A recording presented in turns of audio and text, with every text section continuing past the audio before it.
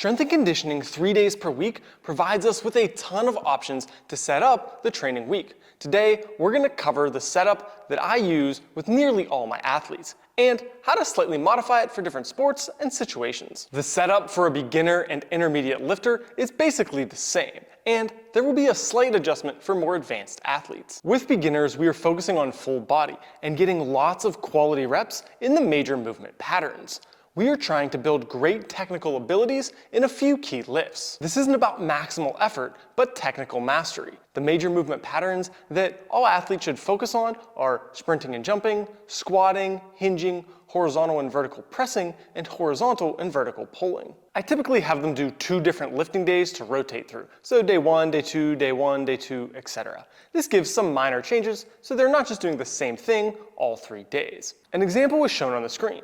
These days are pretty similar, but allow for some slight variations of most lifts. This can actually help improve technique as the technical cues are different enough that they require additional focus, but similar enough that they transfer and reinforce the other movements. As you get to a more intermediate level, which is really that these beginner lifts can be executed with good technique consistently and under a fatigued state, we can adjust things a little. At this point, we start doing some basic sprinting work, drills, accelerations, change of direction, and eventually top speed. I also like to utilize this time to really crank up the intensity on all the movements that they can already perform well, while teaching them some new exercises. During this stage, athletes really learn how to push hard, while increasing their exercise library that we're going to use later down the line. I often have 3 different days for these athletes. A second example week will also be shown with different movements. The goal is to push hard and get strong in the lifts they are familiar with, and build technique in a variety of movements that they will use through their lifting career. We will be discussing rotating exercise variations in more detail as we go through our Creating a Program series. For now, I want to provide a general structure to use for setting up the training week. Later videos will discuss adjusting that over time. At this stage, they need to build a lot of general strength and physical capacity while really mastering different movements. There is still a major focus on the primary movement patterns with some other things thrown in. You can shift this as needed, based on the particular athlete, individual sport, and their weaknesses. For most athletes I work with, at this stage, the major lifts and structure remain the same, but we might change up some accessory lifts based on specific needs.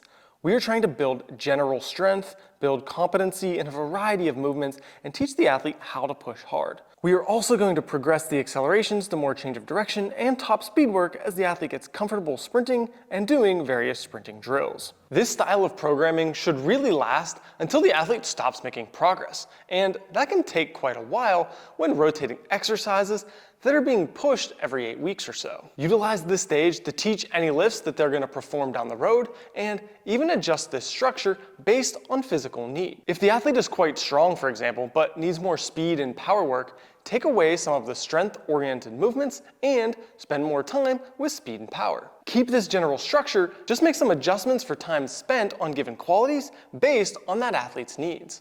Once the athlete has learned most of the lifts they need, has developed the ability to train hard, and has achieved a good level of general strength, I like to mix things up a little bit. The advanced stage really allows for more recovery between hard efforts, and is no longer set up to be full body. The structure I utilize is something like the following. This setup allows for a good bit of recovery between hard outputs, especially in the lower body movements. Remember, this athlete has spent 1 to 2 years on previous stages developing basic strength and power.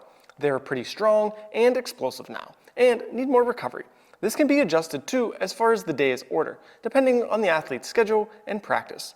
For example, one of my top athletes likes doing his heavy lower body strength day on Friday, so he gets the weekend to recover and it doesn't interfere much with his practice during the week. If he did that day Monday, he would be sore for a few days, interfering with practice. Again, feel free to adjust the specific exercises or even time spent to certain qualities, like pushing versus pulling strength, speed versus strength, etc., based on the individual athlete or sport. A few things to consider around individual sports are time spent on certain qualities and the ordering of the days.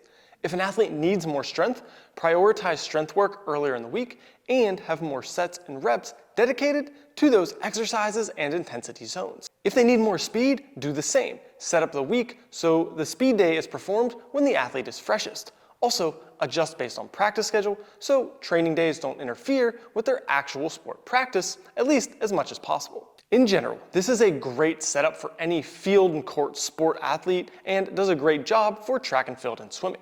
You might just need to adjust the speed and jump training differently for a track athlete or swimmer, since that is the actual sport practice for one, and the other kind of does their own speed work in the pole. These are just some little examples of tweaks, however, the underlying structure remains the same. As we go through our Creating a Training Program series, you will learn more about different adjustments and scenarios. This video is really to help visualize what a basic weekly structure would look like and how that might progress over an athlete's career. Keep an eye out for my video on how to choose specific exercises for an athlete.